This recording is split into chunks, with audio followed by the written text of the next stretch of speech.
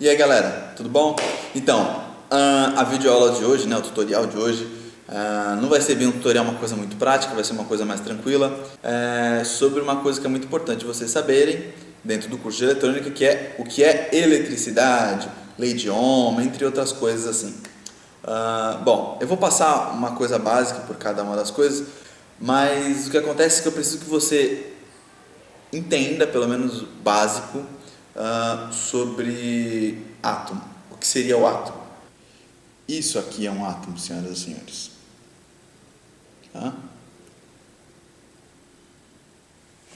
Eu não sei se você teve bem essa aula de química no ensino médio, porque, enfim, no Brasil a escola está complicada, né? Mas vou por fé que você sabe o que é um átomo e como ele funciona.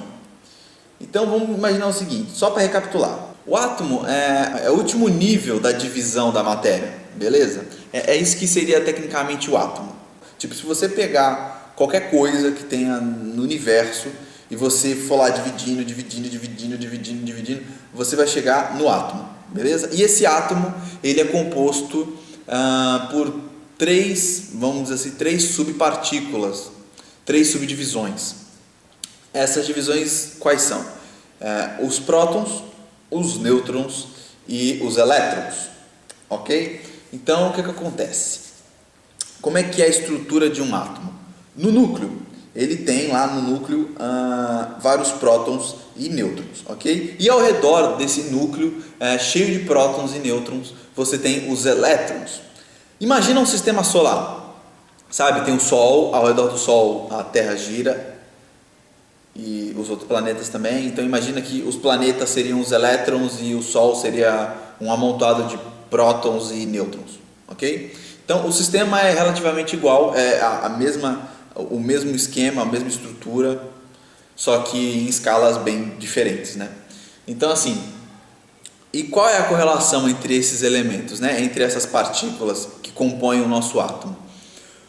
Os prótons são partículas positivas, entende? Vamos imaginar assim, são partículas positivas de carga positiva, ok? Os nêutrons, eles são neutros, como o próprio nome sugere, e os elétrons, eles são cargas negativas, eles são cargas que são negativas. E o que acontece? Pelo princípio básico lá do magnetismo, que você viu na escola, eu espero que você tenha visto, o que acontece com polaridades opostas, com cargas opostas?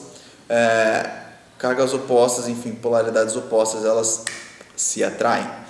E tem outra coisa que é bom vocês saberem, que existem os átomos que estão num estado, digamos assim, instáveis, ou seja, eles estão meio loucos, estão meio doidões, e tem os átomos que eles estão estáveis, eles estão tranquilos. Quais são os átomos estáveis?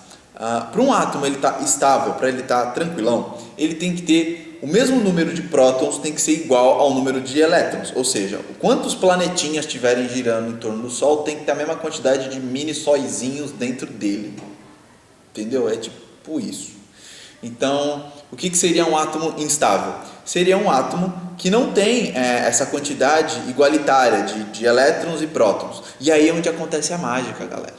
E aí é onde acontece a mágica. Porque quando você tem um átomo que ele tem, por exemplo, ele tem 4 prótons e ele tem, 3 elétrons, um elétron está faltando. Então ele precisa de qualquer jeito um elétron para se completar.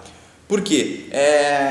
Como é que fala? É da natureza do átomo se completar e se tornar estável. Então se ele está com um elétron faltando, ele vai ter que pegar elétron de algum lugar, galera. E aí é onde acontece a mágica da gente, chamada eletricidade. Porque o que é bem assim a eletricidade? É uma manifestação de cargas elétricas.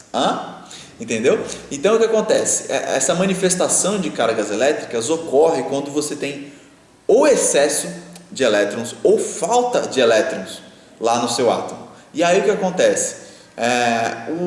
O seu átomo, se ele tiver com um elétron faltando, ele vai querer pegar do vizinho, aí o vizinho vai ficar sem, vai pegar do outro vizinho, e assim sucessivamente. E aí você já vai ter um fenômeno conhecido como corrente elétrica, porque você vai ter um movimento ordenado dos elétrons em função de um sentido.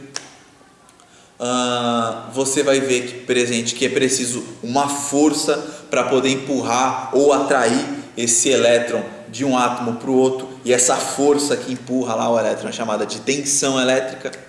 E você vai ver que alguns materiais, eles têm a propriedade, alguns materiais, eles têm a propriedade de, como é que fala? De fazer resistência, de fazer oposição à corrente elétrica, ou seja, ele dá uma segurada lá na força desses, como é que fala, desses elétrons, ou ele consegue segurar uma quantidade de elétrons ali com ele temporariamente.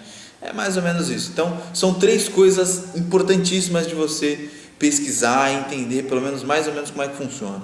Primeiro, o átomo, ok? E a estrutura dele, que é o que é um átomo? Beleza. É um negócio que tem prótons e nêutrons no seu núcleo e ao redor dele tem um monte de elétrons circulando, ok? Então, o átomo. Segundo, é entender que existe um movimento desses elétrons que eles ficam saltando de átomo em átomo, né? E esse saltar de elétrons, esse movimento deles ali entre os átomos se chama de corrente elétrica.